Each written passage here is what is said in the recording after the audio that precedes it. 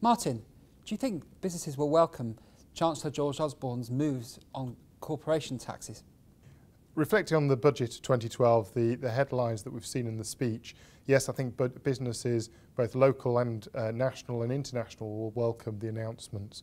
What we've seen today is a reduction in the corporation tax rate to 24% from next month, from April 2012. It will then reduce to 22% in April 2014, and there was certainly a hint that the Chancellor is aiming at a 20% tax rate in the future, although no guidance as to when that would be. All these things are very positive for local business, whether that's an inbound business or exporting, whatever type of business. A lower rate of corporation tax is seen as key to making the UK competitive and encouraging business.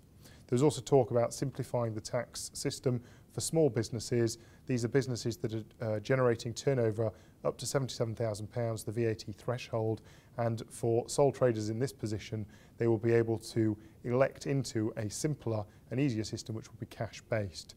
So overall, those are good measures for business, making Britain more competitive in the world stage for attracting businesses into the UK and locally.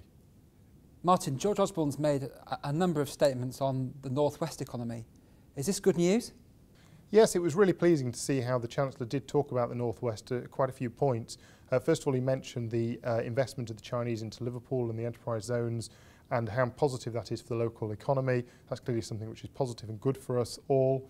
The fact that the transport and the electrification of the train lines between Manchester and Sheffield and Manchester and Preston, those are both good things to help us boost local business and transport, again attracting businesses to come into the local economy and improving and helping those that are already here. And finally, there was mention of 1.2 billion to be available for Manchester in some form. Clearly the devil's in the detail, but the fact that it got such a mention in the speech was clearly recognition of Manchester as being a key place in the UK economy, and that's got to be a good thing for us all locally. Scrapping the 50p tax rate's not a surprise, Martin, but are you disappointed it's going to be a year before this takes into effect? When looked at the press yesterday and today, it was clear that the Chancellor was going to talk about reducing the 50% tax rate to 45% and at the same time reducing personal allowances. That's the amount of money that individuals can earn without paying tax, up to circa £9,000. It was pleasing that we talked about the threshold increasing to over 9,000 to 9,205 and the continued commitment to it, the threshold going up to £10,000. The Chancellor revealed some figures which showed that clearly the 50% tax rate didn't bring anywhere near what was originally expected. If you remember originally, the original forecast for the Labour government when they brought it in, doing their simple calculations of comparing what people had paid at 40% to 50%, showed a forecasted revenue generation of 6.5 billion. This was then reduced in terms of forecast more recently to circa 3 billion.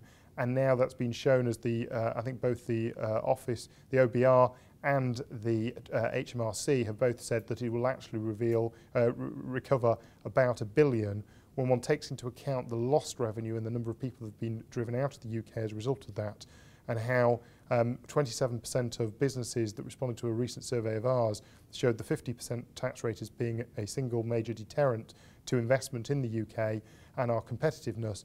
It was pleasing that it was announced that it will reduce from 50% to 45%, but it was disappointing that both that and the personal thresholds up to £9,205 will both be delayed until April 2013.